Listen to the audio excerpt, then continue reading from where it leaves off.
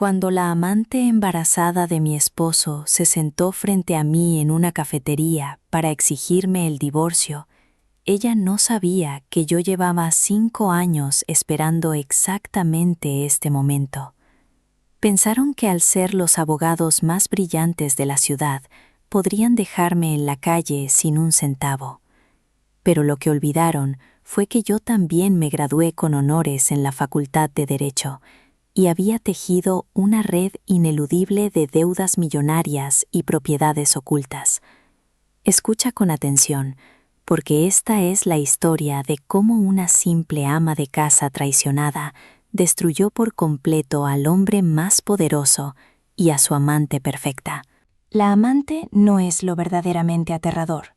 Lo aterrador es cuando la amante es hermosa y además extremadamente inteligente. Camila era exactamente ese tipo de mujer.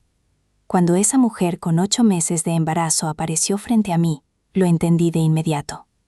Ya no querían seguir escondiéndose. Pero lo que ella y mi esposo no sabían era que desde el día en que descubrí su infidelidad, yo había estado esperando este preciso momento. Cuando empezaron su aventura, fueron extrañamente pacientes, viéndose en secreto durante 5 largos años. No fue hasta que su segundo hijo estaba a punto de nacer que ella finalmente me buscó. «Tenemos que hablar», dijo ella con frialdad, mientras su mirada escrutadora analizaba cada detalle de mi apariencia. Entramos a una cafetería cercana y nos sentamos frente a frente en silencio. No hubo gritos ni escándalos como en las telenovelas. Ella habló primero con total naturalidad, diciendo que su hija mayor ya tenía 4 años. Asentí con la cabeza. Sabía que esas palabras eran la introducción a esta extraña conversación. Entonces, ¿él nunca te amó?, continuó ella, levantando un poco la barbilla con una mirada de evidente desprecio. Lo sé, respondí con total tranquilidad a su segunda frase. Mi matrimonio había durado 19 años. Si todavía me aferrara a la palabra amor para consolarme, sería demasiado patético. Entonces, ¿vas a dejarlo ir?, fue la tercera pregunta que me hizo. Miré su vientre abultado bajo el vestido y sonreí levemente. Camila no solo quería el corazón de ese hombre, sino que también quería darle a su hijo una identidad legítima. Mientras tanto, lo único que me quedaba a mí era el título de señora de la casa, algo que se había podrido hace mucho tiempo. Mi esposo, Fernando, era un hombre excepcional a los ojos del mundo. El bufete de abogados que dirigía era famoso en toda la ciudad. Era el socio fundador, con innumerables recursos y contactos en todas las esferas sociales. Y la mujer sentada frente a mí era la abogada estrella más destacada de su firma. Nunca había perdido un caso en los tribunales, y era el mayor orgullo de Fernando. Si ellos querían ocultar sus bienes y dejarme en la calle después del divorcio, sería tan fácil para ellos como respirar. ¿Cómo no iba a saberlo durante estos 5 años? Contraté a un detective tras otro, pero nunca pude conseguir pruebas suficientes para desenmascararlos. Un abogado brillante sabe exactamente cómo mantener a una familia secreta sin dejar rastro, y más aún cuando ambos son expertos. «¿Puedes decirme cuáles son tus exigencias?», dijo ella, con una voz tan tranquila y segura que me dio risa. «Mientras no sea nada exagerado, Fernando y yo no te pondremos las cosas difíciles», añadió, llamándolo por su nombre de forma tan natural e íntima, como si ya fuera su propio esposo. Mi corazón sintió como si una cuchilla afilada lo atravesara. No fue un corte profundo, pero dolió inmensamente. 19 años de matrimonio.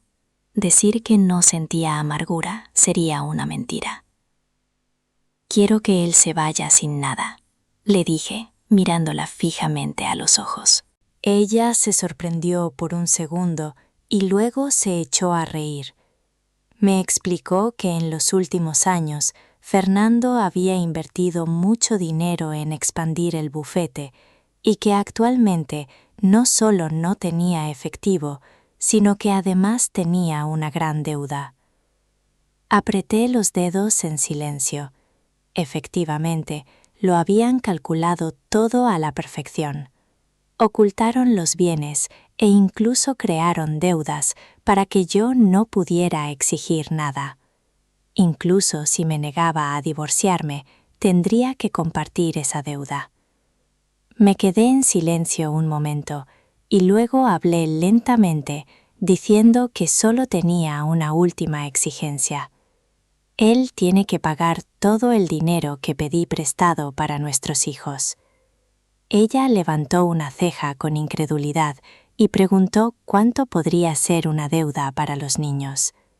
Así es, hace 5 años, en el momento en que descubrí la traición de Fernando, enfoqué toda mi mente en una sola cosa: la única forma de asegurar la parte del patrimonio que mis hijos merecían. No tenía tiempo para llorar, ni fuerzas para discutir. Ya no quería tocar esos sentimientos podridos. Me dediqué a calcular y aprovechar cada segundo antes de que todo se derrumbara. Intenté materializar cada centavo que pude reunir. Apreté los dientes y compré 2 casas, una para cada uno de mis hijos, para que crecieran seguros. Familiares, amigos, socios de Fernando, a cualquiera a quien pudiera pedirle prestado, lo hice. Hipotequé mi auto, vendí seguros, retiré mis fondos de inversión. Incluso empeñé el costoso reloj que Fernando tanto atesoraba. Préstamos de crédito, préstamos comerciales, préstamos personales. No dejé pasar ninguna oportunidad. Durante años caminé bajo una montaña de deudas, respirando con dificultad. Para ser honesta, que este día llegara un poco antes me hacía sentir mucho más aliviada. Había esperado demasiado tiempo para hacerles pagar. La mujer frente a mí me miró confundida, preguntando qué clase de deuda podría ser. Saqué lentamente de mi bolso una gruesa pila de contratos y pagarés. Los puse sobre la mesa uno por uno. «Eres madre, confío en que lo entenderás», le dije. «Puedo quedarme sin nada, puedo terminar en la calle. No me importa llegar a un callejón sin salida. Pero mis hijos son más importantes que mi propia respiración». Sostuve su mirada sin apartar la mía. Estas 2 casas son la fortaleza que construí con todas mis fuerzas para ellos.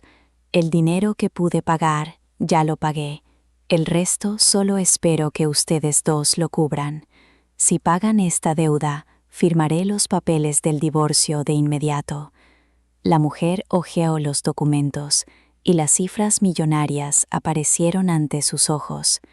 Era una montaña de deudas asfixiante, pero para ella y Fernando probablemente era solo un pequeño obstáculo.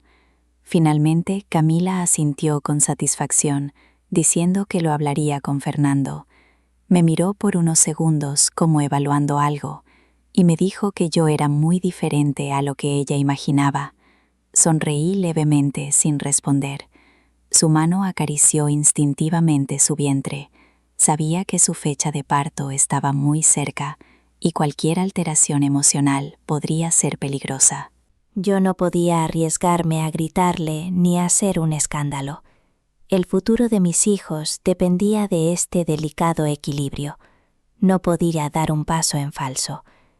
Esa noche, el sonido de la llave en la cerradura se escuchó claramente. Fernando había llegado. Entró a la habitación y me miró de forma extraña, como si quisiera decir algo, pero se contuvo. Rompí el silencio diciendo que su amante había ido a buscarme esa tarde. Al decirlo, sentí un nudo en la garganta. 19 años de matrimonio y terminábamos así. Él evitó mi mirada y se disculpó, diciendo que al principio pensó en resolverlo con dinero, pero que ella quería un estatus legal. Asentí fingiendo comprensión. Le dije que no hablara de disculpas inútiles y que pensara en qué garantías dejaría para nuestros 2 hijos. El rostro de Fernando se tensó y después de un largo silencio admitió que su dinero era muy limitado y que no podía pagar mi deuda de inmediato. Al ver su rostro calculador, mi corazón se enfrió por completo. Lo habían planeado todo tan bien que ya no sentiría culpa por lo que estaba a punto de hacer. Bajé la mirada y con voz suave sugerí que vendiéramos las 2 casas que estaban a nombre de ambos para pagar la deuda y usar el resto para asegurar el futuro de mis hijos. Sabía muy bien que esas 2 casas eran los únicos bienes que requerían su firma para ser transferidos, y era mi última oportunidad. Los ojos de Fernando se iluminaron de inmediato sin poder ocultar su alivio. Me agradeció emocionado y propuso darme algo de efectivo extra para mis gastos iniciales. Esa noche, la conversación fluyó de manera increíble. Para Fernando, cambiar 2 casas por mi firma en el divorcio era un trato excelente. Firmó los papeles de inmediato, pasándome el acuerdo donde la única compensación para mí eran esas 2 casas. En ese momento, entramos en el período de reflexión legal para el divorcio. Nunca me había sentido tan agradecida con la ley. 30 días, un número que parecía frío, pero que me daría el tiempo perfecto para mi último movimiento. Ese también era el 6º mes desde que dejé de pagar mis deudas. Sin dudarlo, puse las 2 casas a la venta a un precio muy bajo para venderlas rápido. Mientras tanto, vi las redes sociales de esa mujer presumiendo que su esposo le daría el mejor regalo de bienvenida a su bebé, refiriéndose al título de esposa oficial. Pero se iban a decepcionar, porque en mis manos tenía una citación judicial. Hacía medio año que había dejado de pagar las deudas intencionalmente. Fernando y yo nos conocimos en la universidad. Probablemente pensó que tras 19 años como ama de casa, yo había olvidado todo lo que aprendí en la Facultad de Derecho. Pero se equivocaba. Una estudiante de Derecho de una de las mejores universidades nunca es alguien fácil de engañar. Vendí la primera casa rápidamente, pero no usé el dinero para pagar las deudas como ellos pensaban. En su lugar, compré 2 casas nuevas a nombre de mi hija, y otra más a nombre de mi hijo. Ahora mis hijos tenían 5 propiedades pagadas en efectivo, mientras que la enorme deuda seguía siendo legalmente una deuda conyugal compartida. Mi tarea era mantener esa situación hasta que el juez dictara sentencia. Retrasé a los acreedores todo lo que pude. El día del juicio, presenté mi certificado de matrimonio y pruebas de que todos los préstamos fueron para la familia y los hijos. Esto significaba que aunque yo no pudiera pagar, mi esposo tenía la obligación legal de hacerlo. Así es, aún no estábamos divorciados. Mi objetivo era hacer que Fernando cayera de su pedestal sin escapatoria. El tribunal me dio 1 mes para pagar o embargarían mis cuentas, una amenaza que no me asustaba en absoluto porque había estado planeando esto durante años. El día que debíamos firmar el divorcio final, simplemente no me presenté. La razón era simple. Nuestros sentimientos como pareja no se habían roto, así que no aceptaba el divorcio. Fernando se volvió loco buscándome, pero yo ya me había mudado y escondido a los niños. Según la ley, tendríamos que vivir separados por 2 años antes de que él pudiera demandar el divorcio. Ese era mi límite. Dejarlo ir fácilmente con su amante, de ninguna manera. ¿Quién me devolvería mi juventud y el sufrimiento de mis hijos? En estos 2 años podía hacer muchas cosas. Días después, el día que la amante entró a la sala de parto, Fernando recibió la notificación oficial del tribunal. Como esposo, tenía que pagar la inmensa deuda conyugal. Me llamó desesperado exigiendo saber dónde estaba el dinero de las casas. Le respondí con frialdad que me había dejado engañar por otro hombre y que había perdido todo el dinero. Le dije que si él podía perder la cabeza por una mujer joven, yo también podía hacerlo. Al otro lado de la línea se quedó mudo. Me suplicó que pagara porque Camila estaba dando a luz y la situación era crítica. Me negué, diciendo que no tenía dinero. Me gritó frustrado diciendo que me negaba a divorciarme solo para vengarme. Le respondí que simplemente no podía tirar 19 años a la basura y le colgué. Ahora mis hijos tenían 5 casas y yo estaba a punto de mostrarles que el verdadero ajuste de cuentas apenas comenzaba. No sé cómo sobrevivieron esos días en el hospital, pero escuché que la escena fue tan caótica que rápidamente se convirtió en el hazmerreír de nuestro círculo social. Fue difícil para Fernando, un hombre que había sido tan orgulloso y exitoso la mitad de su vida, perder la cara por una mujer y tener que correr de un lado a otro resolviendo problemas. Lo primero que hicieron al salir del hospital fue usar sus contactos para buscarme por toda la ciudad. Pero para entonces mi hija mayor ya había recibido su carta de aceptación de una prestigiosa universidad en Inglaterra, y a mi hijo menor lo había llevado a vivir a nuestra nueva casa. Sin ese hombre traicionero a mi lado, sentí una paz y una libertad que nunca antes había experimentado. Cada respiro era mucho más ligero. Al recordar mis 19 años de matrimonio, me di cuenta de que él siempre se había protegido de mí en cada detalle, dándome el dinero exacto para los gastos del mes mediante tarjetas de supermercado, farmacia y lavandería, pero nunca una tarjeta bancaria a mi nombre. Antes, por amor y confianza, nunca me importó, pero desde que apareció esa mujer, entendí lo que era el favoritismo. Resulta que Fernando sí podía darle a la mujer que amaba confianza absoluta y libertad, apostando toda su fortuna en ella. Resulta que la que no era amada era la verdadera tercera en discordia. No me compadecí de mí misma por mucho tiempo. Había tenido la mala suerte de casarme con un cobarde, pero cómo viviría el resto de mi vida era mi elección. A partir de ese mes, el banco no me descontó ni un solo centavo más. Todas las deudas habían caído completamente sobre los hombros de Fernando. Como mis préstamos iniciales eran a corto plazo y con altos intereses, mi única estrategia ahora era alargar el proceso, alargarlo hasta que tuvieran que venir a rogarme. Medio mes pasó volando y llevé a mi hijo a la escuela. Justo en la puerta vi la silueta de Fernando. En solo 15 días parecía haber envejecido 10 años. Con apenas 40 años, sus sienes estaban completamente blancas y sus ojos mostraban un cansancio inocultable.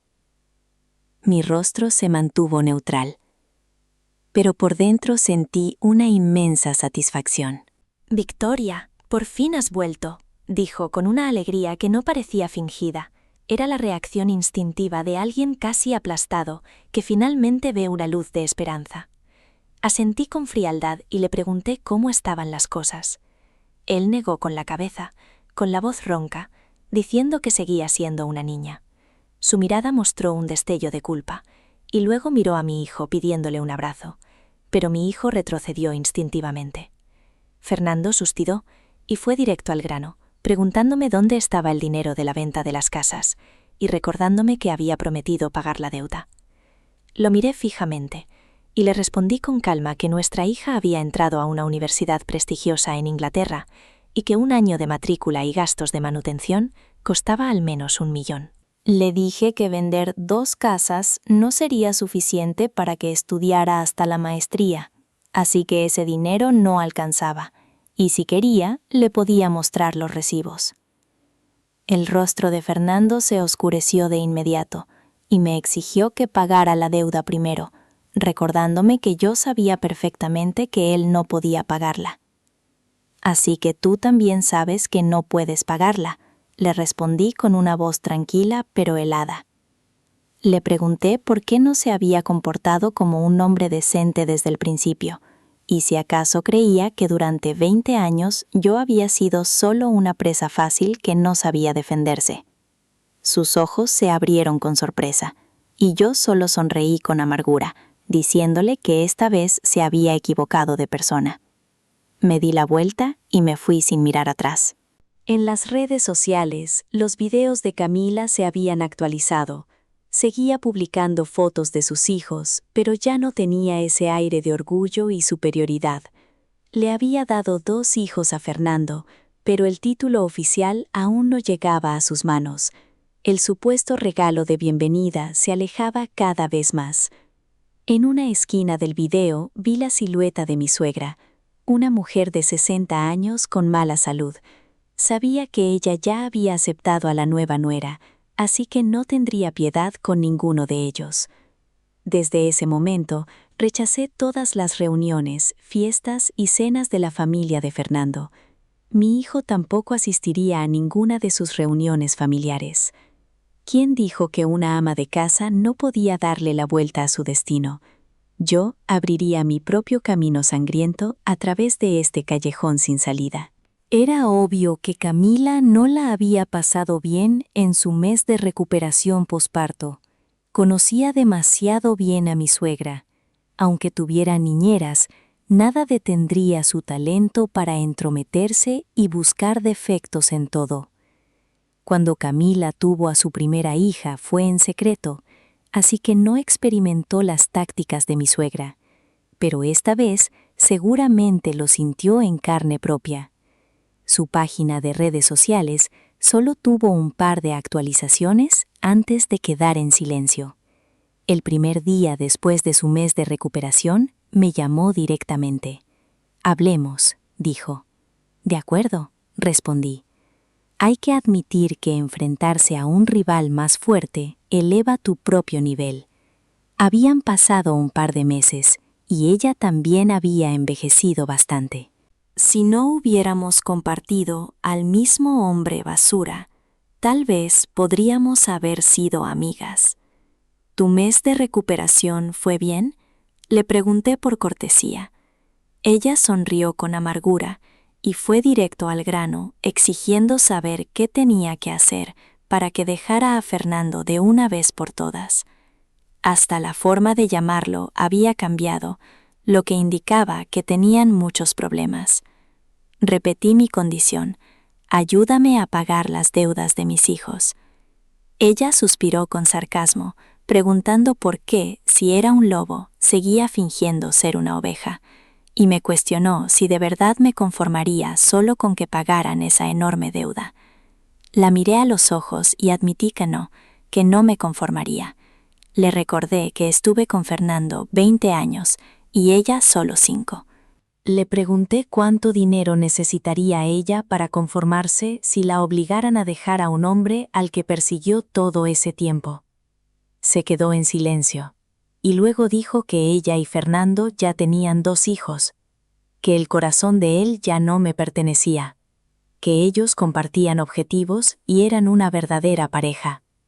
Sonreí con frialdad y le di la razón, diciendo que un hombre sucio solo encaja con una mujer de su nivel, que hacían una pareja perfecta para hablar de cómo ser desvergonzados y destruir a otros como ratas a escondidas. Bajé la voz y le advertí que la basura sigue siendo basura, y que mientras yo no firmara el divorcio, ella nunca tendría un estatus oficial. Antes, por respeto a su embarazo, me contuve, pero ahora no tenía derecho a hablarme con superioridad. Ella se alteró tanto que golpeó su taza de café, derramando el líquido oscuro sobre su ropa, haciéndola lucir aún más patética. Aparté la mirada. La negociación terminó en un punto muerto, pero descubrí su límite.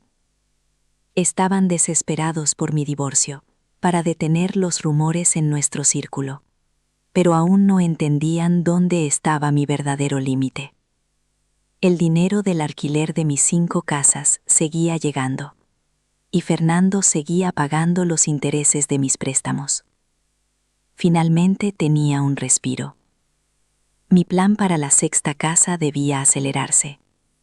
Había agotado los préstamos con sus familiares, y no quería involucrar a los míos. Justo entonces, un conocido quería vender una casa con urgencia. El precio había bajado a la mitad, pero nadie la compraba. Le ofrecí comprarla para hacer un hostal. Firmaría un pagaré con un adelanto y cuotas mensuales de 50,000, y si fallaba, podía demandarme. El hombre aceptó desesperado. Así, la 6ª casa entró en mis planes. Ese pago mensual era una estrategia temporal, porque con ese pagaré legalizado, la deuda seguiría siendo una deuda conyugal compartida. Al acercarse el festival de medio otoño, para evitar los comentarios de los familiares de Fernando sobre que la nuera debía organizar la cena, publiqué un mensaje en mis redes sociales. Anuncié que como estaba en proceso de divorcio con el señor Fernando, cedía el honor de organizar la fiesta a otra dama, etiquetando el perfil de Camila. Esa publicación desató el caos en su familia. La madre de Fernando me llamó de inmediato, intentando calmarme, pero le pregunté sarcásticamente cómo le iba con su nueva nieta, y le recordé que su hijo a los casi 70 años la había hecho abuela de nuevo. Se quedó sin aliento y colgó. Luego, otros familiares llamaron pidiéndome que pensara en nuestros 20 años juntos, pero les respondí fríamente que exigiría el pago total de la pensión alimenticia antes de firmar cualquier cosa. Fernando me buscó de nuevo, luciendo más miserable que nunca, tosiendo y temblando. Le serví agua con calma y le dije que cuidara su salud, ya que era padre de 4 hijos. Me rogó que lo dejara ir, porque Camila lo estaba presionando demasiado.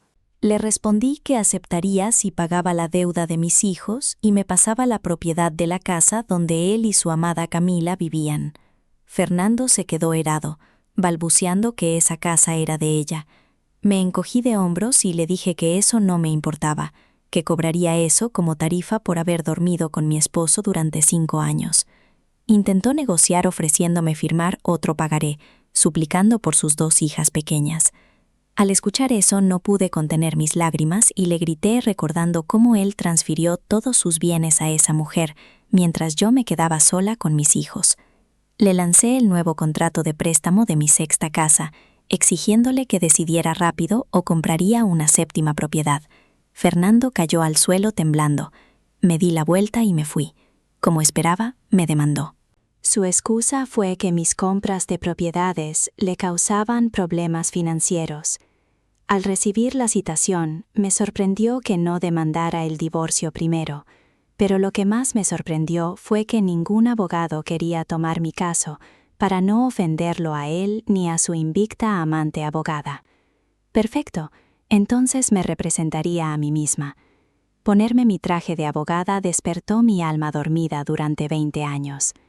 En el juicio, Fernando presentó pruebas de que él pagaba mis deudas y que yo invertía de forma irresponsable. Exigió que el juez me obligara a vender las casas de mis hijos para compensarlo. Me levanté lentamente hacia el estrado y con total calma le recordé al juez que el demandante era un abogado exitoso que quería quitarle las propiedades legítimas a sus propios hijos. Solicité formalmente una auditoría completa de los registros financieros de su bufete de los últimos 20 años y de todas sus cuentas personales para demostrar si realmente no podía pagar esas deudas. Fernando palideció al instante, perdiendo toda su compostura. Si aceptaba la auditoría, sus oscuros movimientos financieros y la mezcla de fondos con la empresa de Camila saldrían a la luz, destruyendo su carrera para siempre. su abogado le susurró algo y decidieron retirar la demanda para llegar a un acuerdo. Gané el caso. Descubrí que la clave en estas demandas de deudas conyugales es que los bancos solo quieren su dinero, no arruinar a un individuo. Así que si la pareja tiene bienes, prefieren mediar. Al salir de la sala de audiencias con la cabeza en alto, un hombre con un aura muy serena se me acercó y me entregó una tarjeta de presentación. Señora Victoria, su autodefensa de hoy fue excelente. Es un placer. Soy Lucas. Sonreí y tomé la tarjeta, notando de reojo que Fernando me observaba con una expresión indescifrable, como si por primera vez viera en la verdadera y brillante mujer con la que se había casado. Pero no le di importancia y me alejé rápidamente. Después del juicio, mi vida tomó un rumbo completamente nuevo. Con mis ahorros casi agotados por la compra de la sexta casa, necesitaba ingresos rápidos. Recordé la tarjeta de presentación que me dio Lucas y le envié un mensaje pidiendo trabajo, aceptando empezar desde abajo si era necesario. Para mi sorpresa, me contrató para manejar las redes sociales y transmisiones en vivo de su bufete de abogados. La idea era contar mi historia real y ayudar a otras mujeres atrapadas en matrimonios tóxicos. Al principio dudé, pero pronto miles de seguidoras comenzaron a escucharme. Me convertí en una consejera en línea, y mi fama creció tanto que mi doloroso pasado se transformó en mi mayor fortaleza. Mientras mi vida brillaba, la de Fernando se complicaba. Su madre enfermó gravemente y necesitaba cuidados constantes. Como ella tenía un carácter insoportable y despedía a todas las enfermeras, Fernando tuvo el descaro de llamarme para pedirme que la cuidara. Me negué rotundamente, recordándole que ahora tenía otra familia, hasta que mencionó que su madre estaba dispuesta a dejarle su valiosa mansión familiar en el centro a mi hijo Mateo. Negocié un sueldo de 30,000 monedas por mis servicios de cuidado y acepté de inmediato. Para mí, asegurar el futuro de mis hijos justificaba tragarme mi orgullo temporalmente. Cuando llegué al hospital, mi suegra me recibió con frialdad, pero usando mi ingenio, le hice ver que su amada nueva nuera, Camila, ni siquiera se había dignado a visitarla. Al día siguiente, como si tuviera un radar para el dinero, Camila apareció de la nada con una enfermera, intentando jugar a la nuera perfecta, porque claramente también quería asegurar la mansión. Al verla, simplemente sonreí, me di la vuelta y me fui, sabiendo perfectamente que Camila, con su arrogancia, no aguantaría mucho tiempo lidiando con el terrible carácter de la anciana. Mientras tanto, mis transmisiones en vivo eran un éxito rotundo. Fernando, siempre calculador y envidioso, intentó copiar mi modelo de negocio contratando a una joven y hermosa pasante para que contara historias de superación en Internet y atrajera clientes a su bufete. Pero su plan se volvió en su contra, cuando Camila, consumida por los celos al ver a Fernando tan cerca de la joven pasante, abandonó el hospital furiosa para ir a reclamarle. Aproveché esa oportunidad de oro y regresé al lado de mi suegra con un notario y un abogado de confianza. Con su ayuda, logramos que la transferencia legal de la mansión a nombre de mi hijo Mateo se completara de forma irrevocable, antes de que Camila pudiera evitarlo. Ahora mis hijos tenían 7 propiedades a su nombre. Unos días después, la salud de mi suegra empeoró drásticamente.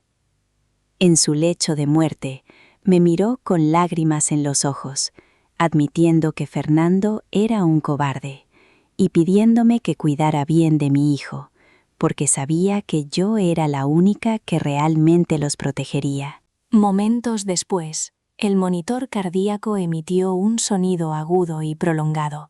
Ella había fallecido. La habitación se llenó de caos.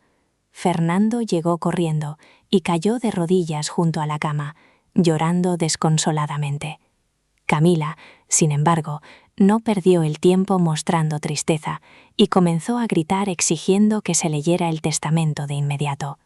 Cuando se enteró de que la valiosa mansión ya estaba a nombre de mi hijo y que el dinero en efectivo se había dividido en partes, perdió por completo la cabeza.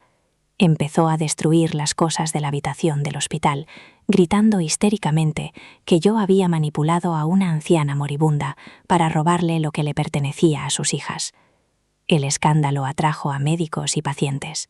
Fernando, cegado por el dolor, la presión y la frustración, me agarró del brazo con una violencia brutal, culpándome de la muerte de su madre. Me gritó que yo era un monstruo sin corazón que solo pensaba en dinero. Mi hijo, Mateo, corrió a defenderme, golpeando a Fernando con sus pequeños puños, gritándole que dejara a su madre, pero la fuerza de Fernando era demasiada. Justo cuando sentí que me asfixiaba por el agarre, una mano fuerte y firme agarró la muñeca de Fernando y lo apartó bruscamente. Era Lucas. Con una mirada de hielo absoluto, le advirtió a Fernando que no se atreviera a tocarme y le recordó a Camila que estaba haciendo un espectáculo patético y vergonzoso frente a una mujer recién fallecida. La presencia imponente de Lucas silenció la habitación por completo. Respiré hondo, tomé la mano de mi hijo y me di la vuelta para marcharme sin derramar una sola lágrima más por ellos.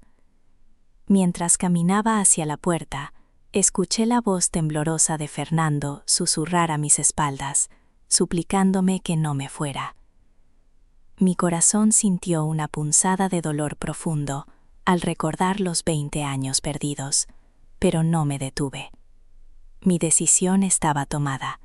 El lugar donde estuviera Camila, yo no me quedaría ni un segundo más. Esa misma noche, durante mi transmisión en vivo, mi estado de ánimo era un poco sombrío. Muchos de mis seguidores sabían que la anciana acababa de fallecer y que yo no había podido quedarme a su lado hasta el final, así que la atmósfera era inevitablemente pesada. Mientras hablaba, el tema pasó inconscientemente de los casos de divorcio a las pequeñas cosas que viví con mi suegra.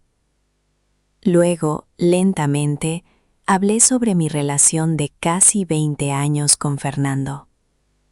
Exactamente 19 años y 8 meses. Si no hubiera aparecido una tercera persona, yo podría haberla cuidado hasta el final de sus días. Hablé con tanta pasión que no me di cuenta de que mi rostro estaba cubierto de lágrimas.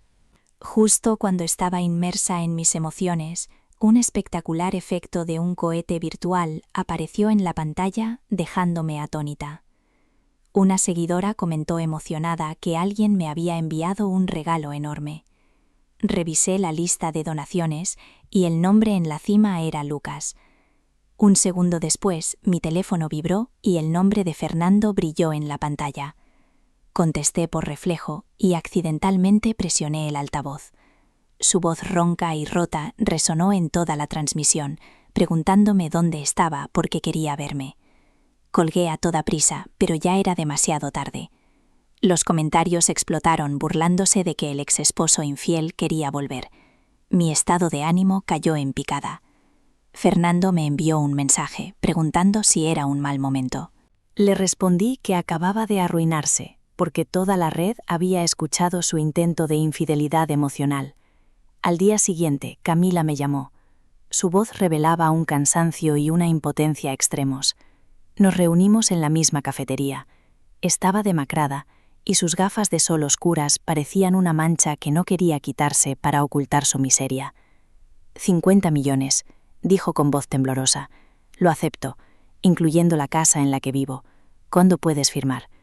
Le respondí sin dudar que en cualquier momento, porque no quería perder un segundo más de mi vida con Fernando. Sacó un acuerdo de divorcio redactado a la perfección. La miré y le dije que después de recibir el dinero cortaría todo contacto con él y no dejaría que mis hijos lo vieran nunca más. Ella asintió lentamente. Al día siguiente, los tres nos reunimos. La miré y le dije que fuéramos al registro civil. Sin embargo, Fernando se quedó inmóvil. Camila frunció el ceño, preguntándole qué le pasaba. Fernando me miró y me preguntó qué significaba esto. Lo tomé del brazo. Al día siguiente, los tres nos reunimos. La miré y le dije que fuéramos al registro civil. Sin embargo, Fernando se quedó inmóvil. Camila frunció el ceño, preguntándole qué le pasaba. Fernando me miró y me preguntó qué significaba esto. Lo tomé del brazo y le dije que ahora solo me importaban esos 50 millones y que fuéramos a firmar. Fernando se soltó bruscamente, mirándome con incredulidad. Me preguntó si estaba tan desesperada por ese dinero, y me recordó que habíamos acordado no divorciarnos. Le di una bofetada con todas mis fuerzas, exigiéndole que se callara y que dejara de molestar a la chica. Las lágrimas de Fernando cayeron, mientras Camila se derrumbaba por completo, al ver que el hombre que amaba volvía a ser un cobarde. Fernando huyó del lugar, dejándonos a Camila y a mí en un silencio sepulcral. Se acabó. Mis 50 millones se habían esfumado. Camila me miró con lágrimas, preguntando si él la había abandonado por completo. Le respondí que definitivamente me divorciaría, pero que necesitaba pruebas sólidas para ganar en la corte. Camila me miró fijamente y me ofreció las pruebas de la bigamia de Fernando, si yo aceptaba demandarlo.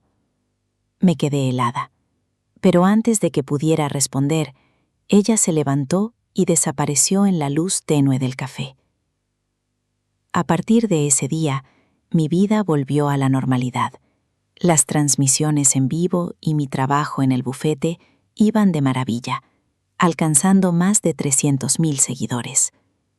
Me convertí en socia del bufete, pero no esperaba que la citación del tribunal llegara tan pronto. Camila había demandado a Fernando por bigamia y me había incluido a mí en la lista de acusados. Su demanda fue un golpe maestro. Ella presentó pruebas contundentes de que habían vivido juntos como marido y mujer durante 5 años, incluyendo recibos, testimonios de vecinos, videos de seguridad y registros del hospital. Para arrastrarme con ellos, me acusó de ser cómplice al saber de la bigamia y aprovecharme de ello para extorsionarlos financieramente en el divorcio. Quería destruir a Fernando y quitarme mi posición de víctima. Fernando contraatacó desesperadamente, demostrando que Camila siempre supo de su matrimonio y revelando que él había bloqueado y comprado todas las investigaciones de los detectives privados que yo había contratado en el pasado. Al ver esa lista de mis intentos fallidos, volví a llorar. Camila sonrió con amargura en la corte, diciendo que sabía que no ganaría, pero que solo quería ver a quién protegería a Fernando al final. Finalmente obtuve mi certificado de divorcio y el 80% de los bienes de Fernando, incluyendo su bufete de abogados. 6 meses después estaba frente a la prisión en las afueras de la ciudad. Fernando salió con su uniforme de prisionero, con el cabello rapado, luciendo miserable y sin rastro de su antigua gloria. Se sentó frente a mí detrás del cristal y me pidió que lo esperara. No respondí de inmediato, solo saqué una pequeña caja de terciopelo. La abrí y un anillo de diamantes brilló intensamente. Me lo puse lentamente en el dedo anular de mi mano izquierda y le dije con voz fría que ya había comenzado una nueva vida. El color desapareció de su rostro y me preguntó si era Lucas. Negué con la cabeza y le dije que eso ya no importaba. Le prometí que lo ayudaría a reducir su condena, pero le exigí que se reformara por el bien de sus 2 hijas. Me levanté y salí de allí sin mirar atrás, dejando todo mi pasado asfixiante atrás. Meses después, en una hermosa playa de aguas cristalinas y arena blanca como el algodón, el sol calentaba el cielo. Llevaba un sombrero de ala ancha, viendo a mis 2 hijos jugar en el agua. De repente, una mano tocó suavemente mi hombro. Me di la vuelta y vi los ojos familiares de Lucas sonriendo bajo el sol, vestido con una camisa blanca sencilla, luciendo como la luz misma saliendo del mar. ¡Qué coincidencia! Resultó que también estabas de vacaciones aquí, dijo con naturalidad. La brisa marina sopló su cabello, y mi corazón se detuvo por un instante. A lo lejos, las risas de mis hijos resonaban como campanas de cristal. En ese momento comprendí que la vida, después de todo, todavía tenía mucha ternura reservada para mí. Gracias por tomarte el tiempo de escuchar la historia de hoy. Valoro inmensamente todos sus comentarios y opiniones. No olvides darle a me gusta, compartir el video con tus amigos y suscribirte para apoyar el canal. Nos vemos muy pronto en las siguientes historias. Gracias por acompañarme hasta el final de esta historia. Si te ha apasionado este relato de venganza y justicia, no olvides darle me gusta al video y suscribirte al canal para no perderte ninguna de nuestras historias nocturnas. Déjame en los comentarios qué te pareció la jugada maestra de Victoria. Nos vemos en el próximo relato, aquí en Noches con Valeria. Que tengas dulces sueños.